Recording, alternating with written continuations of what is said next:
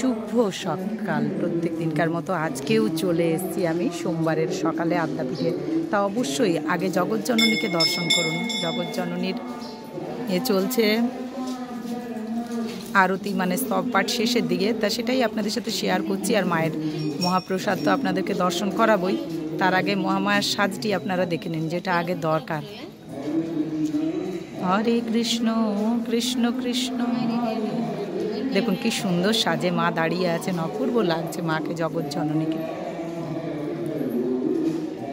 সকলে দর্শন করুন, তার সাথে ভোগ দর্শন অবশ্যই করবেন। আর সোমবারের আদ্যাপীঠ যেটা শেয়ার করি, হরে রাম রাম রাম হরে, হরে কৃষ্ণ হরে কৃষ্ণ। সকলে দর্শন করুন, মহামায়ার আদ্যা শক্তির সাজটি দর্শন করুন।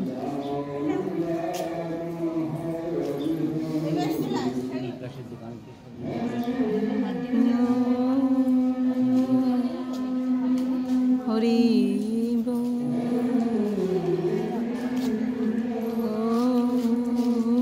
মা জগৎজননী, মা রাজরাজেশ্বরী, মা রক্ষা করো, মা তুমি রক্ষা করো। হরি, চলুন এবার আপনাদেরকে সামনে নিয়ে যাই। তা চলুন, মন্দির তো বন্ধ হয়েই গেল এবেলার মতো। আপনাদেরকে আবার 6:30টায় এসে আমি লাইভ দেখাবো। আর এখন শেয়ার করছি আপনাদেরকে সোমবারের আদ্যাপীঠ। এখন মাকে দেখালাম, এবারে ভোগ দর্শন করাবো। তার আগে সোমবারের আদ্যাপীঠটা আপনাদেরকে একবার দর্শন করিয়ে দিই। সবাইকে ভক্তবৃন্দ দর্শন করুন, এটাও তো বড় ব্যাপার একটা। সাধু মহারাজা এসব তো অবশ্যই দর্শন করতে হয়। প্রত্যেক দিন সাধু দর্শন অত্যন্ত পুণ্যের কাজ, সাধু মহারাজ। আর দেখুন আপনাদেরকে আমি শেয়ার করছি ভক্তবৃন্দ, আজকে সোমবারে আমি চলে এসেছি। আজকে আমার একটু দেরি হয়ে গেছে আসতে, সে যাই হোক, আপনারা দর্শন করুন, তারপরে ভোগ দর্শন করাবো আপনাদেরকে অবশ্যই।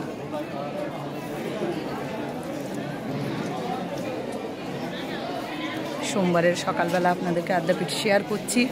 আচ্ছা, আপনাদের এই ভিডিওগুলো কেমন লাগছে, আর ভিডিওগুলো দেখার কিন্তু অনুরোধ রইল। খুব একটা মানে নাটকীয় কোনো ব্যাপার করে করি না ভিডিও, কিন্তু আপনারা দেখবেন, ভালো লাগবে। প্রত্যেক দিনকার প্রত্যেকটি জিনিস আপনাদের সাথে শেয়ার করার চেষ্টা করি। একদম কোনো রকম কোনো নাটকীয় ভাব নেই, যেটুকু দেখার সেটুকু দেখাই আপনাদেরকে।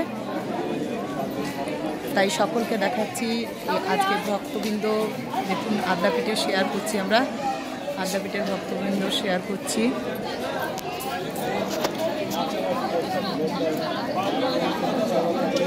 চলুন এবারে যাব ভোগ দর্শন করতে। যেহেতু আজকে সোমবার, আমারও চাপ আছে, ছেলের অফিস আছে, হাজব্যান্ড বাড়িতে আছে, বুঝতেই পারছেন সোমবার মানে সবারই চাপ, তাই না?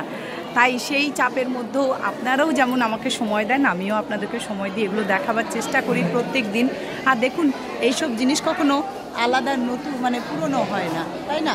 এই সব সময়ই নতুন। যখন মাকে দেখেন তখন কি মনে হয়, মা আদ্যা শক্তিকে যে বাবা কত জন্মের ভাগ্য, যতবার দেখবেন ততবারই মনে হবে একটা এমনই জিনিস। তাই চলুন, সেই জিনিস আপনাদেরকে আমি বারবারই দেখাবো। এছাড়া আমি আর অন্য কিছু দেখাবো না, কারণ এটাই আমার একটা জীবনের সবথেকে ভালো লাগার দিক। হ্যাঁ, অন্য কিছু তো নিশ্চয়ই দেখাবো, যখন কোথাও যাব আপনাদেরকে সেগুলোও শেয়ার করব।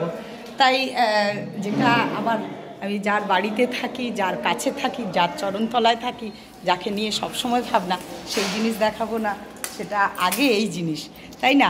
তাই দেখুন, এখান থেকে তো আপনারা জানেনই ভোগ দৃষ্টিতে দর্শন হয়। এখানে এই যে আসন আছে, জল, নুন, ঠাকুর রামকৃষ্ণদেবের ভোগ 1250 চালের, দর্শন করুন সকলে, সেদ্ধ চালের ভোগ।